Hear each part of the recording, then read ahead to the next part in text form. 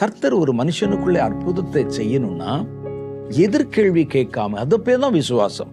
என்னை கூப்பிடுறாரு, என்னை கண்டிப்பா கர்த்தர் ஏதோ ஒரு பெரிய நோக்கத்திற்கு, எனக்கு புரியுதோ புரியலையோ, கர்த்தர் என்னை அழைக்கிறார், அவ்வளவுதான். அதுதான் அவங்க இங்க செஞ்சாங்க. இவர் யாருன்னே தெரியாது. மத்தேயு 4:18 நம்ம இந்த சம்பவத்தை வாசிக்கிறோம். அப்ப 2 சகோதரர்கள் வலை போட்டு மீன் பிடிக்கிறாங்க. அவர் அழைத்தார், போனாங்க. இந்த டிரான்ஸ்பார்மேஷன் எப்படி நடக்குது பாருங்களேன். அவருடைய வார்த்தைக்கு கீழ்ப்படியும் போது, அவரை விசுவாசிக்கும் போது, இதான் விசுவாசம். உடனே தன் வலைகளை விட்டு அவருக்கு பின் சென்றார்கள். அந்த விசுவாசம் தான் அவர்களை உயர்த்திற்று.